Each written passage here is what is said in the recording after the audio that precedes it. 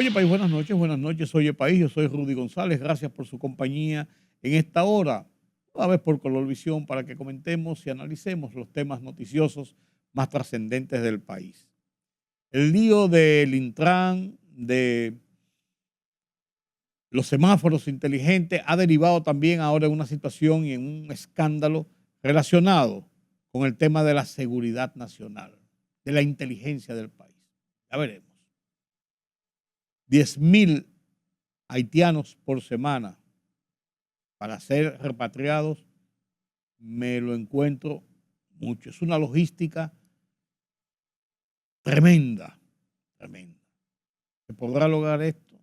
¿Cuál es el propósito final? Ya veremos. Y Guido Gómez Mazara advirtió a su partido el tema de las campañas internas presidenciales a destiempo, mientras Domingo Contreras renuncia al comité político del PLD y sacude el partido, así como pasó con el caso y dándole seguimiento a la expulsión deshonrosa de Carlos Amarante Balet. Semana caliente, semana caliente. Estos y otros temas después de la pausa.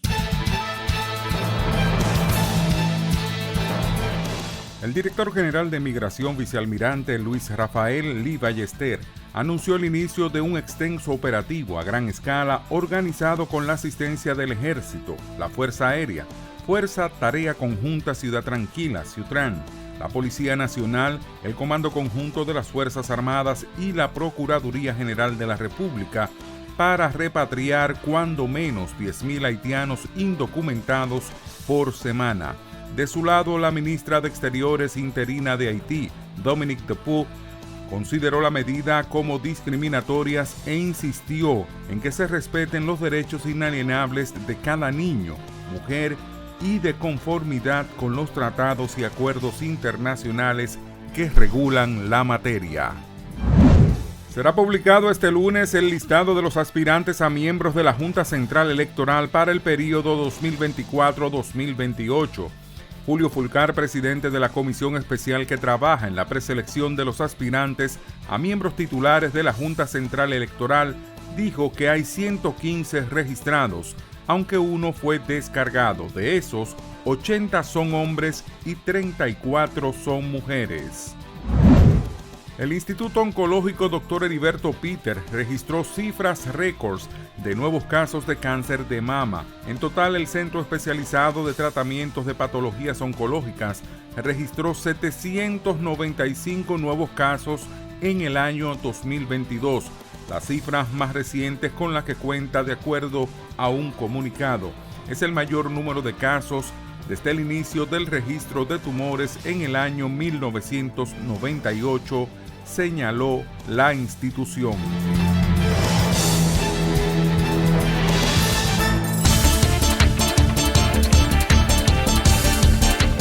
Las fuerzas de defensa de Israel han vuelto a bombardear Beirut. El objetivo de la aviación israelí fue el suburbio de Dayet, ubicado al sur de la capital libanesa.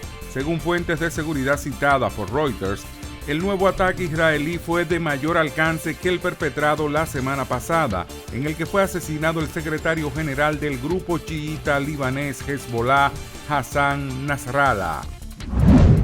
La República Popular Democrática de Corea no dudará en utilizar sus armas nucleares en caso de agresión militar en su contra por parte de Corea del Sur y Estados Unidos, declaró el líder norcoreano Kim Jong-un, citado por la agencia KCNA. Durante su visita a la base de entrenamiento de las unidades de operaciones especiales del ejército norcoreano, Kim comentó el discurso del presidente surcoreano Yoon Suk-yeol en un desfile militar celebrado con motivo del Día de las Fuerzas Armadas en Corea del Sur, en el que se presentaron un nuevo misil balístico y otras armas que podrían utilizarse contra Corea del Norte. El modelo económico de la Unión Europea debe cambiar para que tenga más posibilidades de competir con Estados Unidos y China, declaró el presidente de Francia, Emmanuel Macron. En su opinión, La falta de modificaciones puede provocar la muerte del bloque. Durante su intervención en el evento Diálogo con Berlín o Global, el mandatario afirmó que Washington y Pekín superan a la Unión Europea en producción económica e inversión, recoge Bloomberg. En estas condiciones, el bloque comunitario debe crear una unión bancaria y hacer que las reglas del comercio mundial sean más justas, sostuvo. La libertad solo reside en los estados en los que el pueblo tiene el poder absoluto. Por el respeto a los valores democráticos y la dignidad del pueblo dominicano, El Rumbo de la Tarde, plural, objetivo, comprometido siempre con la verdad. Con Georgie Rodríguez, Rudy González y Ramón Colombo. Los poderosos ya están en el aire.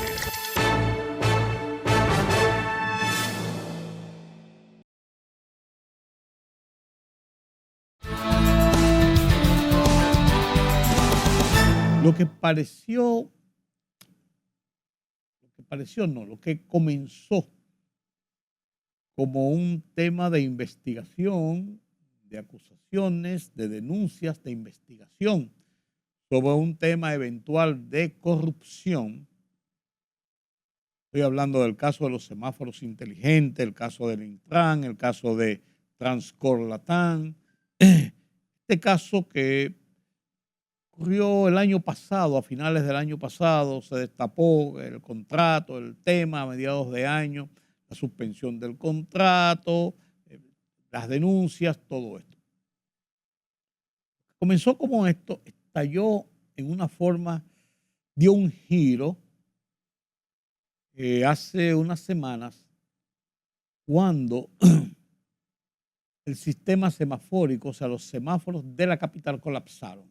Durante 48 horas la ciudad quedó colapsada. A mediados de semana salieron todos los semáforos de circulación, se apagó la ciudad en cuanto a lo que es el servicio de control del tráfico a través de los semáforos y el caos fue terrible. Esto, la gente se molestó, la sociedad impactó, se quejó y la autoridad estaba emplazada a actuar. Y comenzó todo este proceso que de investigación, que las acusaciones, que fulano acusaba a fulano, que perencejo a perencejo, y comenzaron los cruces de busca de responsables y de la responsabilidad de este episodio, que se entendía hasta ese momento que todo estaba basado en una rebatiña por temas de denuncias de corrupción, de escándalos de corrupción y de mal manejo en las operaciones de un contrato. Perdón, hasta ahí las cosas iban más o menos entendibles. Hasta que a mediados de esta semana arrancaron las exposiciones públicas de dos de las personas identificadas primariamente involucrado en el caso, que es Hugo Veras, el comunicador Hugo Veras, que dirigía el Intran y que pidió una licencia cuando estalló el escándalo, y del señor José Gómez Canaán, Jochi Gómez, quien es el presidente de la empresa que había obtenido el contrato para el proyecto, para desarrollar el proyecto de semaforización con los semáforos inteligentes. Ellos no estaban enfrentados. Ellos estaban dando sus versiones de cómo había sido el tema y cómo habían sido las responsabilidades. Y esto ocurre después del apagón de los semáforos que provocó que el escándalo saliera a la luz pública ya con otro matiz. Pero a propósito de eso se producen allanamientos, se producen arrestos, tanto de Jochi Gómez como de Hugo Veras, y el tema coge la fuerza de otro matiz. Y es el hecho de que hay un involucramiento en todo esto en que la empresa en cuestión que tenía ganada la licitación para desarrollar, ejecutar el proyecto de semaforización, proyecto de 1.300 y tantos millones de pesos, se desvía hacia un tema de seguridad nacional cuando sale a la luz pública en boca del jefe de operaciones de esa empresa de cómo se manejaban temas de inteligencia y de seguridad nacional en una empresa que, a decir de esa persona, y lo que había dicho también Jochi Gómez, tiene contratos con el Ministerio de Defensa, y esta otra persona informa que rendía informes cotidianos al despacho del presidente de la República sobre temas de inteligencia y de seguimiento y de investigaciones. O sea, lo que establece un cordón umbilical entre un hecho y otro, pero ya el hecho del caso eventual de investigación de corrupción va quedando un poco más marginado cuando estamos hablando de seguridad del Estado, de inteligencia al más alto nivel. Y esto, miren, a mí no me impresiona mucho las informaciones o los escándalos, ni hasta las especulaciones sobre este tipo de temas. No me impresiona mucho. Pero les confieso que estas informaciones que se han dado me han cuadrado la cabeza. Yo me he quedado asombrado con este tema de la seguridad del Estado, de la inteligencia, de cómo se está manejando, a decir de este señor que fue a la radio, tanto Hugo Veras como este señor, Hugo Veras a principios de semana, a mediados de semana, y este señor el día posterior, a los programas del Sol de la Mañana que dirige el periodista Julio Martínez Pozo, una de las personas mejor informadas, mejor comunicada y de mejor manejo de armar los episodios sobre la base de las informaciones que obtiene. Es un analista real de situaciones. Su programa, Sol de la Mañana, Sol 106.5 de RCC Media, él hizo esas dos entrevistas. Y esas dos entrevistas, señores, han estremecido, en cierto modo, a la sociedad.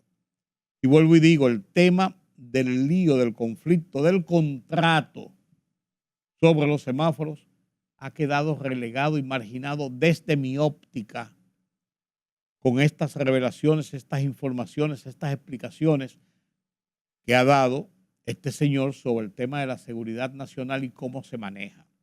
Y de ahí cómo este señor también deriva, igual que como lo hizo en su momento,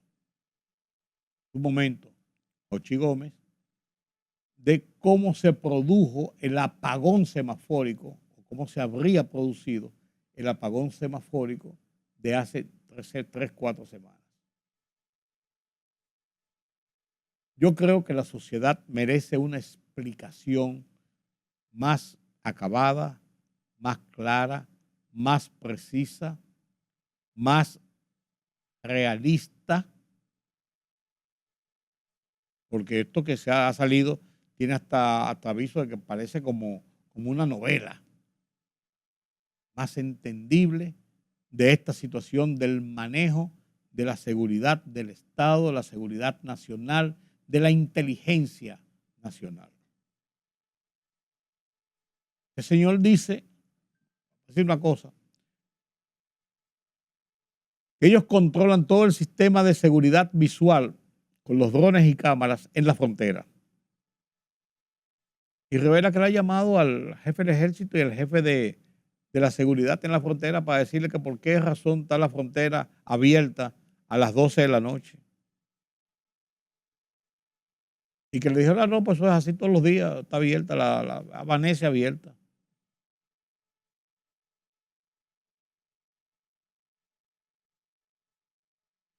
Como que hay cosas y cosas.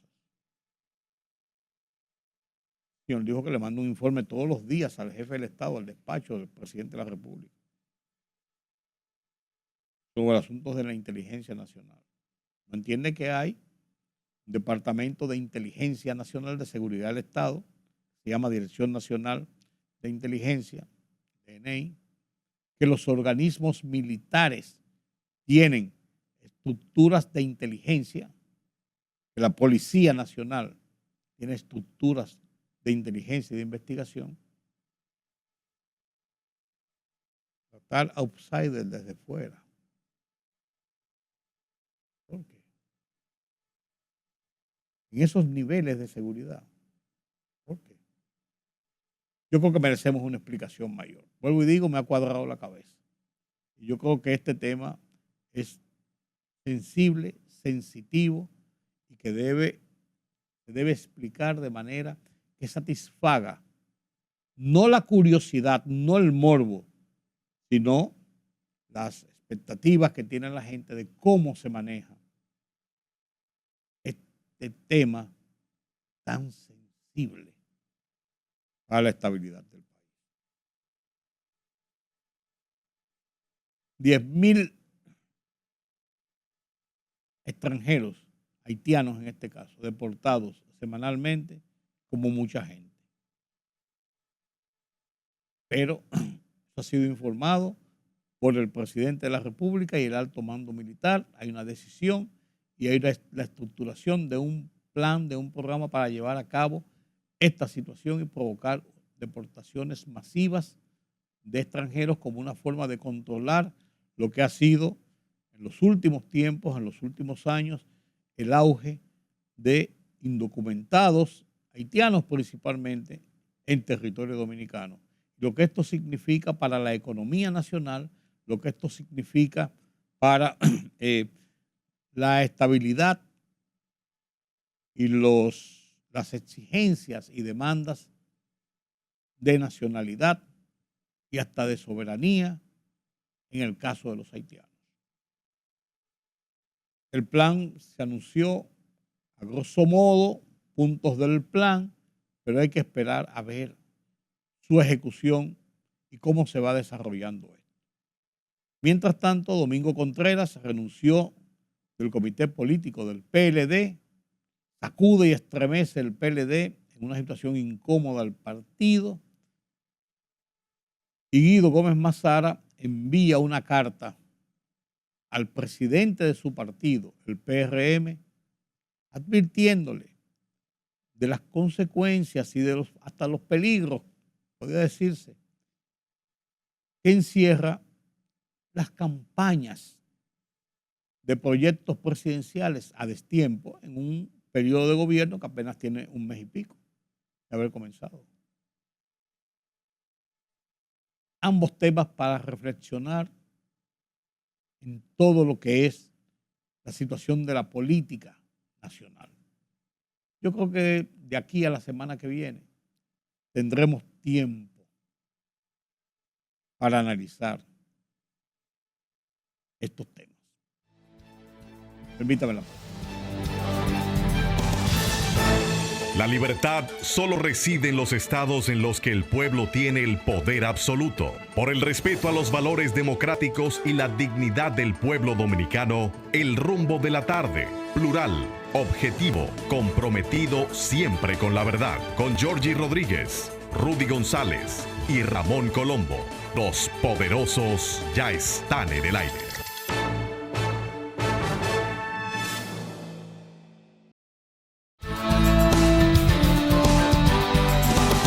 Gracias por continuar con nosotros aquí en Oye País. Cuando uno oye las cosas y piensa en Israel, el gobierno con la inteligencia y la seguridad y los organismos investigativos más desarrollados por una razón lógica. porque vive en un estado de guerra. Tienen que tener esa tecnología. Invierten lo que sea en eso, porque esa es una de sus patas principales para garantizar su supervivencia. Entonces los israelíes están arriba del Líbano, están arriba chequeando a los iraníes, reforzando sus escudos aéreos, enfrentando a Hamas en Gaza, y uno dice, pues se están volviendo locos. ¿Qué saben ellos que uno no sepa? Diría yo, hablando de estos tiempos de inteligencia.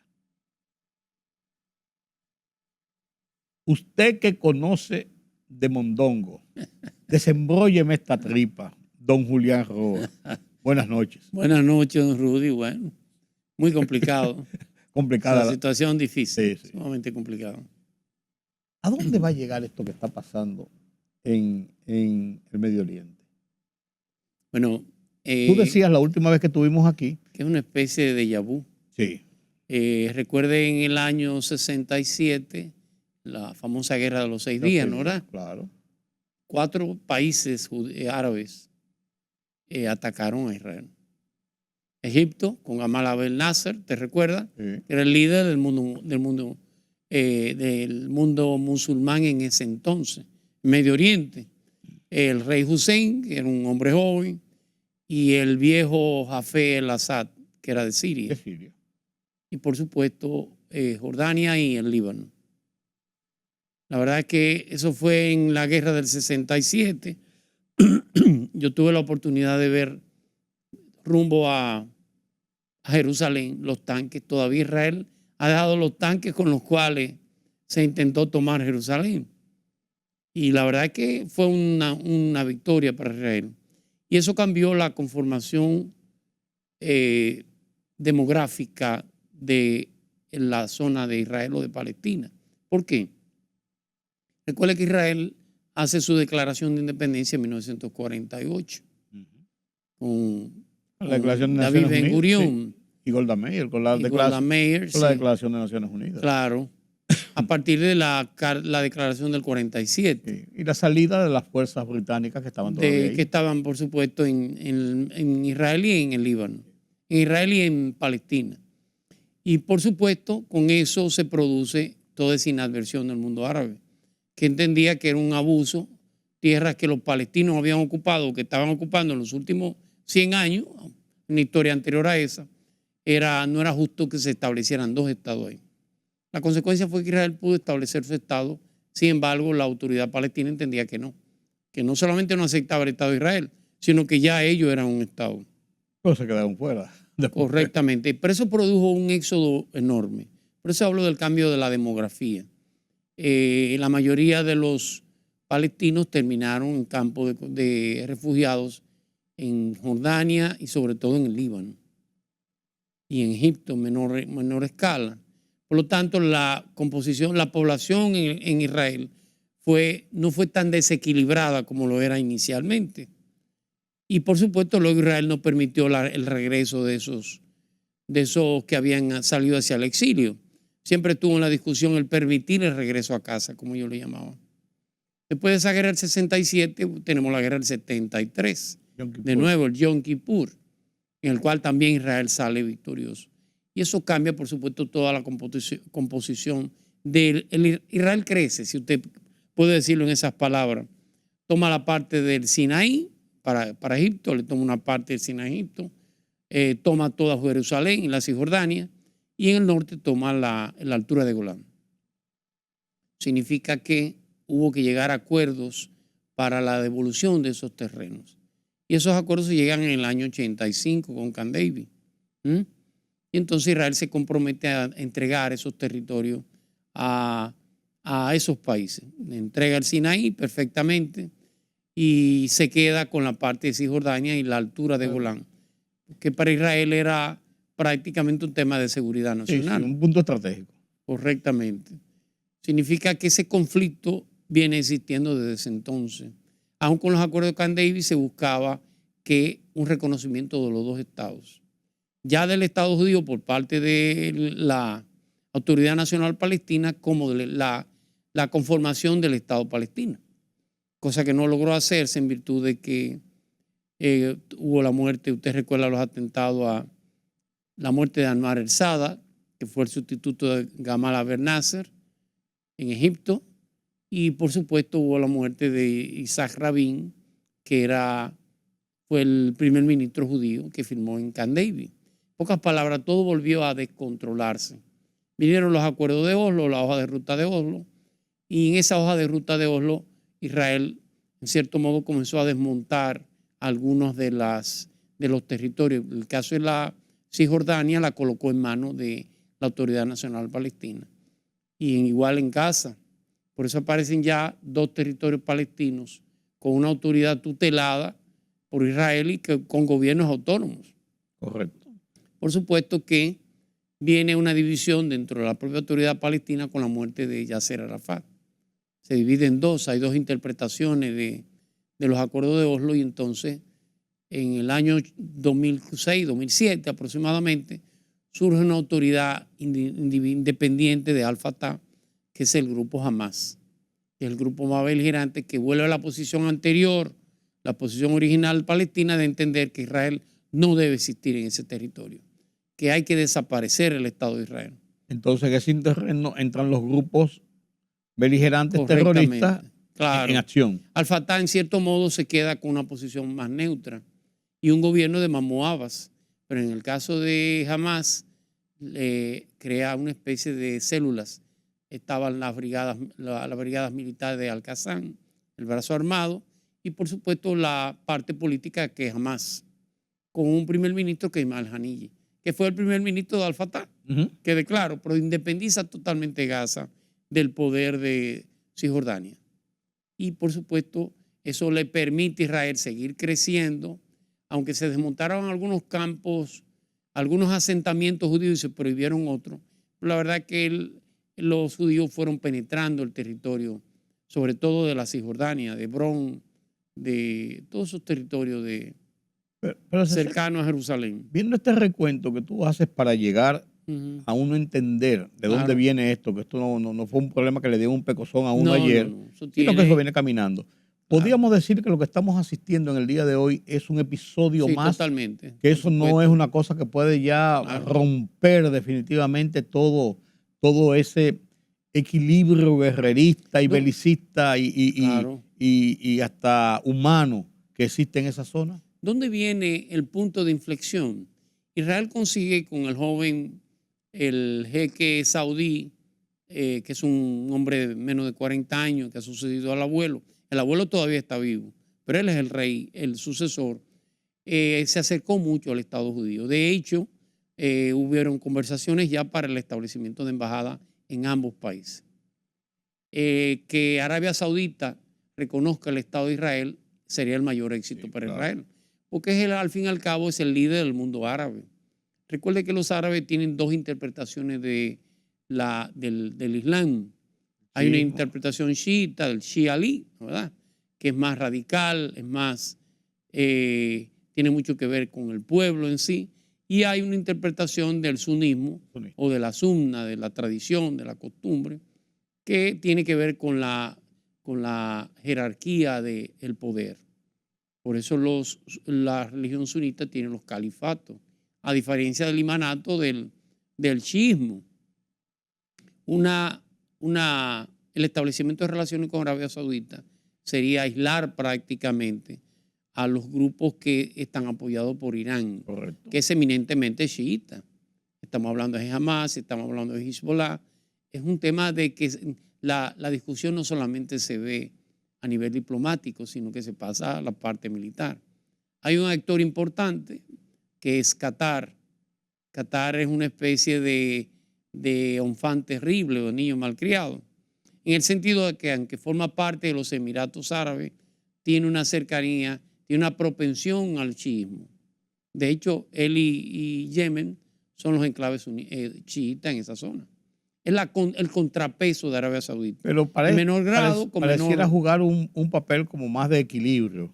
Con Arabia, con Qatar inclusive, donde vive parte del liderazgo, donde vivía parte del liderazgo de Hamas era, le metieron el era en bombazo. Qatar, correcto. Significa que ese es más o menos el tablero, el escenario. ¿Qué hace, no sé si Irán, no sé si por voluntad propia de Hamas, produce los actos de terror del 7 de octubre, que va a ser el lunes, por cierto? Sí. Y mata alrededor de 1.300 judíos. Judíos en sus casas. Inclusive entraban a las casas y cuando tú se cerrabas en la habitación, le prendían fuego a la casa. Un acto de terror horrible, hay que reconocerlo. Y secuestraron alrededor de 200 judíos. Y extranjeros. Eso fue una tragedia realmente para Israel. Pero ha sido la mejor oportunidad para Israel de desatar todos los demonios. Y la respuesta de Israel en Gaza a esos atentados, que en cierto modo tiene una explicación del ataque de Israel, pero ha sido extremadamente desproporcionado. Van más de 45.000 personas muertas en Gaza. No todos son del grupo Hamas. No todos son hombres. Hay muchas mujeres y niños. Ha sido desproporcionada innegablemente. Y eso, por supuesto, en ese acto de solidaridad ha hecho que Hezbollah ataque a Israel desde el sur del Líbano. Toda consecuencia. Lo que ha obligado que parte de la población judía del norte haya tenido que abandonar todos esos lugares. ¿Cuál ha sido la respuesta de Israel? Inicialmente un bombardeo con una especie de cirugía robótica. Ha sido el ataque a la embajada de Irán en el Líbano, en Beirut, fue directo y ahí mata al gran armador, no solamente de los ataques de Hezbollah, sino de la estrategia de Hamas en la Franja de Gaza. Y eso hace entonces que Hezbollah comience ese ataque del Líbano hacia Israel. Pero sabiendo lo que venía. La respuesta de Israel no se ha hecho esperar, por supuesto. Porque han respondido así en otras ocasiones. Ya no solamente de manera con misiles y ataques aéreos, sino ya hay una incursión, terrestre, una penetración terrestre de militares israelíes en el sur del Líbano. Hay enfrentamientos cuerpo a cuerpo. Sí. Eso es una reedición de lo que pasó en la Así respuesta es. del Yom Kippur, en lo que pasó en la respuesta del 67. Estamos hablando de armas más sofisticadas. Es lo que pasó en la respuesta al mismo Líbano cuando Yasser Arafat y la OLP. O sea, y la respuesta es, entonces se esperaba una respuesta de esta naturaleza. Correcto. Si se esperaba una respuesta de esta naturaleza, ¿por qué razón entonces seguir en esto? Y además de eso, ¿a dónde va a llegar esto? ¿Cuándo puede decir? Bueno, esto es hasta el 34 de diciembre a las 2 de la mañana. Bueno, los últimos ataques de Israel han sido a Beirut. Ya no es al sur. No, a la capital. Es a la capital. Es un mensaje bien claro. O ustedes tienen gobierno, o ustedes paran a Hezbollah, o ustedes pagan las consecuencias. Porque hasta ahora Hezbollah se ve como una milicia aparte del gobierno libanés. Entonces, pero que actúan con su anuencia. No necesariamente. Hezbollah está por encima del gobierno del Líbano. Hezbollah ha desaparecido la autoridad del Líbano. Por cada soldado libanés hay 5 soldados de Hezbollah. El partido de Dios, como ellos lo llaman. Significa que es una manera ya no hacerlo contra la milicia islámica de Hezbollah, sino contra el Estado libanés. O ustedes actúan y paran Hezbollah o crean una crisis interna, o nosotros atacamos directamente Beirut, que es lo que han hecho realmente. Y hay un actor que no podemos dejar de mencionar, un actor lejano, pero de primer orden. Es Israel, no Irán. No, Irán, claro. Irán pero ha tomado participación. Correctamente. Israel va a responder a su tiempo y cuando entienda esas agresiones. No me cabe duda. Es una situación compleja y una situación difícil. ¿Qué puede esperar el resto del mundo de una situación de esa naturaleza? La situación de Afganistán, por ejemplo, repercutió en el 2001. Totalmente. En los atentados. O sea, ocurrió allá y dicen los Estados Unidos ahora que están involucrados en la guerra de Ucrania y no tienen un soldado, pero tienen todas las armas. Claro. Entonces lo estiman tan responsable como si estuvieran en el campo de acción. Por supuesto. En esta ocasión, lógicamente, Estados Unidos respalda plenamente a Israel, sin ninguna duda. ¿Qué repercusiones podría tener en el mundo situaciones de esta naturaleza? Bueno, en el ámbito de lo que son los organismos multilaterales, los organismos de solución de conflictos han sido eminentemente inoperantes. Claro. No, pues también Israel no le hace caso a la ONU. Sí, de hecho, declaró no grato a su secretario general. Antonio Guterres, claro. Y por otro lado, ¿cuál será la consecuencia directa? Va a escalarse el nivel de atentado terrorista, de atentado del mundo árabe hacia Occidente. Europa tendrá que estar en alerta, ya lo está, de hecho, en alerta roja, Estados Unidos igual. El mundo árabe no va a responderle a Israel en territorio de Israel, pero también en el mundo, a los aliados judíos fundamentalmente. Y por eso te digo, porque eso ha ocurrido en otras Recuerden los ocasiones. atentados a las embajadas de Kenia y Tanzania en África. Claro.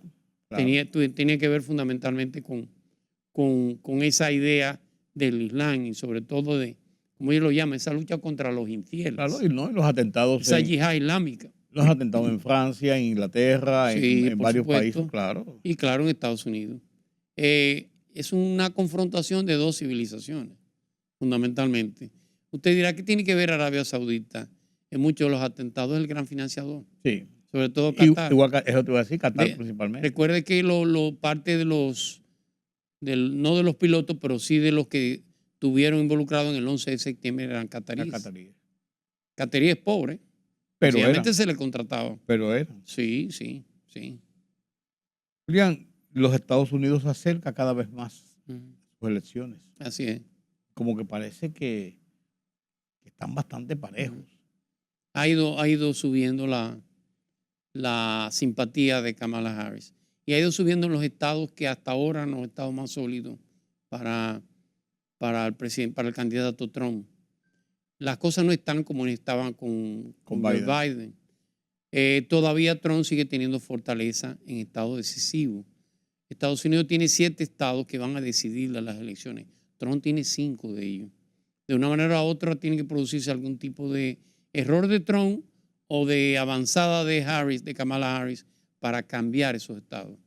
Porque la verdad es que esos estados siguen firmes con Trump, la gran mayoría. Sobre todo lo del centro, la zona industrial, sí, que en cierto modo ha tenido una especie de debacle en sus economías. Leía un artículo que en Pensilvania subía un día uno y subía un día el otro. Que están inestables. Totalmente. Que ahí nadie puede decir que tiene la seguridad de la victoria. El Partido Demócrata tiene la ventaja de la desventaja que su senador estuvo en problemas. Y bueno, creo que el candidato a la vicepresidencia de Pensilvania, de Kamala Harris, que al fin y al cabo el debate que hubo entre los dos candidatos fue un debate sin mayor relevancia. Y hubo el debate. Sí, hubo debate. Debate insulso. No, yo lo sé, pero por eso te digo, y hubo el debate, porque el otro sí fue bueno. Sí, el otro. Digo, en el sentido de que todo el mundo lo vio. Pero claro, este no tuvo mayor relevancia. Estaba hablando entre un mentiroso y un profesor. Sí. Digo un mentiroso porque el candidato a la vicepresidencia de Trump, Vance, ha confesado realmente que ha escrito historias que son historias inventadas. Sí. Pero la historia que le ha gustado, el relato que le ha gustado, eso redneck, como ellos llaman. Sí, lo que pasa es que después que lo escribió, se convirtió en un bestseller, pues salieron a investigar la verdad de eso. Y ahora han quedado muchas cosas en entredicho. Sí. Hay episodios que no fueron y episodios que no fueron así. Así es, sí. Y en los Estados Unidos eso es pecado. Totalmente. Eso es pecado. Es posible que pudiera ganar Kamala Harris. No está ganada, no. No. Pero las posibilidades son cada día mayores. Eso ¿Qué es cierto? Nos conviene a los latinoamericanos? De acuerdo a lo que dice la historia. Bueno, siempre hemos tenido problemas con los demócratas. Aunque usted no lo crea, las dos intervenciones norteamericanas han sido promovidas por el Partido Demócrata. Y con los demócratas hemos tenido poco avance en términos de solidaridad económica, de ayuda económica. Los demócratas tienen no es que por supuesto que estoy de acuerdo con los republicanos. Usted me ha preguntado históricamente. Sí. Los dos grandes proyectos para América Latina fue aquel proyecto de los años 60, Alianza para el Progreso, ¿lo recuerda? Claro. Año 63. Sí, de John F. Kennedy. John Kennedy, claro. Y luego está, por supuesto, el proyecto más ambicioso y que ha dado mayor resultado para América Latina, y es el BCI, la iniciativa de la Cuenca del Caribe. Eso definitivamente. De Ronald Reagan. La gente no ve, pero eso cambió a América Latina. Fíjate que a partir de los acuerdos de la iniciativa de la Cuenca del Caribe, todas esas tensiones con las izquierdas se disminuyen. En el caso de Nicaragua, el caso de de El Salvador, el caso de Guatemala, y tiene mucho que ver con esa gran inversión y ese permitir el no tener ningún tipo de restricciones arancelarias para productos producidos en estas tierras. Pensaron más como Y se estrategas hace que con el como gobierno militares. de Ronald Reagan. Sí, sí, de Reagan. Aquel famoso Plan Brady para el tema de la deuda. ¿Te recuerdas el periodo de la década perdida? Claro. América Latina, además de que perdió 10 años, no pudo avanzar en los índices de desarrollo humano, además de que perdió 10 años de trabajo, adquirió una deuda desbordante. Y eso Que todavía le está haciendo estragos correctamente. en muchos países. Ese Plan Brady recogió parte de esa deuda. O sea, el gobierno que más, aunque le parezca extraño, no, históricamente, que más ha ayudado en términos económicos a América Latina ha sido el gobierno de Ronald Reagan, innegablemente. Sin embargo, los latinos tradicionalmente tienen como mayor Son más con los afinidad demócratas. con los demócratas Así que con es. los republicanos. Sí, hay un mayor nivel de identidad. Principalmente también. Tiene mucho que ver con Nueva York. Eso te iba a decir también porque muchos de los hispanos Correcto. están en la costa este, especialmente Sí. en Nueva York, y además de eso en la costa oeste, principalmente en California, que Así también es. es demócrata. Son los latinos. Sí, claro que a sí. Los Ángeles, San Francisco, Sí, San Diego. sí. O sea, Sin embargo, mire lo extraño, Estado. volvemos a la historia. Hasta los años 60, el partido radicalmente de derecha era el Partido Demócrata. Sí. Y el partido más cercano a la democracia, a la libertad, al respeto de los derechos humanos, era el Partido Republicano. El cambio viene a partir de los años 60. Los liberales de Washington. Los famosos liberales De de Washington, Washington, sí. que tenían más de Washington que de liberal. pero Innegablemente. ese fue la identificación que le dieron a ese cambio, Claro. a ese giro hacia la centro izquierda, por así decirlo. O sea, hacia el Totalmente. centro, girado un poquito a la izquierda. Impone más la idea del mercado por encima de la del Estado. Claro. Más el liberalismo económico o el neoliberalismo. El como neoliberalismo. llaman. Sí, el neoliberalismo. Pero en términos históricos, el gobierno que más ha apoyado a América Latina, en términos económicos, repito, ha sido el gobierno de Ronald Reagan, innegablemente. Julián, ¿cómo nosotros vamos a deportar 10 millones de ninguna manera. de haitianos cada semana? 10.000 haitianos. 10.000 haitianos. De ninguna manera. Ese es un discurso político, muy mal hecho, por cierto. Bueno, es posible. Usted tendría que, primero, tener identificado dónde están y, segundo, tenerlo mínimamente aislado. Usted no va a encontrar 5.000 haitianos en una semana. No va a encontrar 2.000 haitianos en una semana. Usted tendría que llevar 25 guaguas todos los días a la frontera, sin fallar un día. 25 guaguas con 50 haitianos. 25 no, 50 guaguas con 50 haitianos cada uno, necesariamente, lo cual se hace imposible. Es un discurso político y es una pena porque Haití es una verdadera amenaza. Ahora más que nunca. Nosotros estamos... ¿Por qué ahora más que nunca? Porque Haití está entrando en un punto de inflexión de una crisis humanitaria. Ya lo de Haití no es un tema de violencia, lo de Haití es un tema de supervivencia de hambre. Y por supuesto que eso ha sucedido en África en muchos estados. Si se desata en Haití una hambruna, va a cruzar a la República Dominicana. No, el hambre no tiene frontera. Eso es así. Y las balas no paran el hambre tampoco. No. Eso podrá desatarnos un verdadero pandemonio a nosotros. Eso es sumamente riesgoso. Y por desgracia nosotros somos un gran receptor de haitianos. En los últimos 50 años República Dominicana ha estado feliz con la migración haitiana. Usted me va a decir, ¿cómo así? Porque han terminado desplazando la mano de obra dominicana. Y el empresariado ha estado feliz, ha crecido económicamente y se ha hecho rico con esa mano de obra haitiana. Fíjate que los bananeros de la línea dicen, no, necesitamos 2.000 haitianos. Y es que no hay dominicanos, no hay dominicanos que trabajen al precio que usted le paga. El presidente de los bananeros, en una conversación con nosotros en el programa de radio, decía que no era cierto lo que él había dicho, de que necesitaban 200.000. Bueno. Pero que no sabe qué va a hacer con los 14.000, que tiene como que 14.000 no son nada. No es nada. Sí. Y yo le decía, pero 14, me dice, sí, como entre 14 y 16.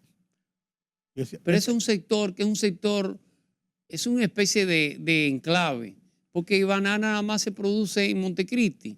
Y si usted metiera el arroz, el 70% del que está sembrando arroz y la recolección del café. Y la recolección del café. O la construcción. No, eso ni se diga. Porque el tema haitiano, y no tiene nada que ver con nacionalismo, yo he dicho, que todo el ilegal debe ser sacado, todo el ilegal. No importa la nacionalidad. Usted se regulariza en su país y luego viene a la República Dominicana. Sí. No importa, y no podemos poner en riesgo ni en peligro la patria por un tema de humanidad. En eso yo estoy claro. El ilegal debe irse. Pero si yo estuviera en los Estados Unidos y viera que cuando un haitiano cruza, antes de la semana tiene trabajo, ¿qué digo? Es que el dominicano se acomoda. Sí. Entonces es un tema que el Estado dominicano tiene que definir realmente qué política va. Y cuando digo el Estado me refiero al gobierno. Me refiero a la estructura social dominicana en todos los niveles. Porque lo otro va a ser una especie de catarsis. Hoy me incomodo, hoy saco 100, mañana estoy más incómodo, mañana estoy más suave, pues me dedico a otra cosa. Tenemos un verdadero pandemonio. Parece que en una condición para usted ser ministro de Relaciones Exteriores o canciller en Haití, es el enemigo de República Dominicana. Sí, claro. Porque surgió, ya vimos lo de para no irnos muy lejos, lo de Claude Joseph. Lo yo sé. Pero ahora esta señora, Y esta joven Dominique igual. Dupay, ella Sí. acaba de reunirse antes de ayer Claro. con la gente de la CNUR para quejarse Sí, desde allá claro. de los atropellos contra los haitianos en República Dominicana. Ujú. Sí, porque recuerde que ella va a ser candidata a la presidencia. Ella está dentro, Y su discurso tiene que lo ir orienta por contra ahí. República Dominicana. Nosotros generamos en los años 40, el haitiano desde inicio de siglo hasta el 30, tenía una vida en esa frontera de ambos lados. Los viejos dominicanos tenían hijos de este lado y tenían hijos del otro lado. Igualmente los haitianos. Sí. Eran lo que se llamaban los rayanos. Tuvimos un cisma político en el año 42, una gran crisis. Fíjense que no le voy a mencionar la matanza del 37, Sí. porque eso se subsanó en cierto modo. Pero en el 42 tuvimos un enfrentamiento entre los dos presidentes, Rafael Leonidas Trujillo Y y Jean-Claude. Ely Scott, en aquel entonces. Sí, antes de François Duvalier. Entonces ambos presidentes colocaron a sus intelectuales a escribir y hablar contra el otro Estado. Y si usted busca la literatura dominicana de los años 40 hasta el 60, una dictadura anti-haitiana. Pero si usted busca la literatura haitiana de esos años, es antidominicana. Fue un tema fundamental. No digo que no haya razones para una cosa y para la otra. Nosotros fuimos invadidos por Haití. Y Haití nos soyugó 22 años, innegablemente. Y declaramos nuestra independencia de los Claro. haitianos. Por supuesto que eso es el tema político. Sí. En el tema económico, el empresariado dominicano ve a los haitianos como una gran solución. Le paga poco, no tiene seguridad social, vive en la misma construcción, se ha hecho rico con la mano de obra haitiana. Es innegable. Entonces la comunidad internacional nos ve con un doble discurso. Si queremos sacar a los haitianos, tenemos que no darle trabajo, tenemos que no contratarlo, tenemos que pagar un poco más para que la mano de obra vuelva a ser dominicana, porque lo fue una vez Sí. y no nos morimos. Tenemos que volver a la mano de obra dominicana. Y eso nada más se hace con el sector empresarial y con el propio gobierno, que también contrata haitianos ilegales. Para la construcción, dijo un Yo ministro, recuerdo- el ministro Diandino Peña, que No, dijo... pero perdóneme, con el gobierno de Danilo Medina hubo un barrio que hicieron los militares en el lago Enriquillo, sí. Canoa, creo que se hizo contratando Sí. ilegales haitianos y lo hizo el Ejército Nacional. No, pero dijo el propio Diandino Peña, siendo ministro de secretario en esa época de obras públicas, que en una declaración pública, en un programa, que Sí, si sacaba sí, la sí. mano de obra haitiano, Sí, se paraba la construcción porque Sí. ellos manejaban entre el 80 y el 90% sí. de la mano de Toda obra. la obra gris la manejan ellos. Entonces es un tema repito, el peligro inminente es inminente. Y la patria tiene que estar por encima de eso, pero tenemos que sincerizarnos.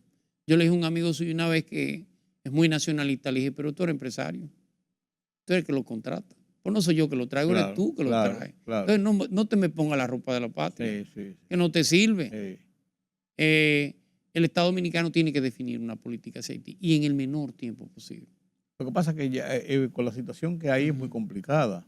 Sí, Por el hecho de que los interlocutores con Haití así es. no son válidos para llegar a acuerdos reales y a Así es. situaciones reales comprensibles para ambos Claro. estados. Y no metamos el tema de la corrupción. No. Porque Es no que, es verdad que una embarazada es cruzando por la por loma. Dios, por Dios. Pasa por los puntos Unos por los militares y otros los civiles se encargan de cargarlo. Sí. El tema de la corrupción entra dentro de la matriz de esa inmigración descontrolada. Decían antes que cuando te mandaban a la frontera te mandaban de castigo y ahora te mandan como premio. No. Sí, es así. Decían, de eso dicen en la guardia, como decimos. Pero Haití está en su peor momento. Lo de Haití ya no es un tema político. Lo de Haití es un tema humanitario. En cualquier momento podría desatarse una poblada y un gran cruce para República Dominicana. Dios nos agarre confesado. Sí, sí, porque frenar la frontera puede ser sangre y fuego. Sí, pero eso es casi imposible. No, claro. No te lo va a permitir la comunidad internacional. No, ni la misma racionalidad en un momento determinado tampoco en el país. Claro que no. Claro que no, porque tampoco esa puede ser la actitud, ni es la actitud que se ha asumido hasta ahora. El caso, le mencionaba África, el caso de Somalia, o Somalia, como dice la gente, es un caso paradigmático. Claro. Esa lucha interna, esa guerra interna, generó una diáspora de casi 7, 8 millones de somalíes en todos los territorios. Kenia, Tanzania, Djibouti, todo se llenó de ciudadanos de Somalia y es una zona sin Somalia no tiene Estado, para que tengan una idea. Es de banda.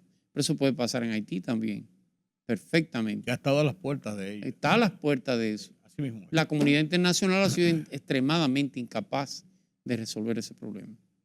No puedo dejar esta conversación contigo, Julián, sin simplemente, ya con el poco tiempo que tenemos, mencionar el tema Venezuela.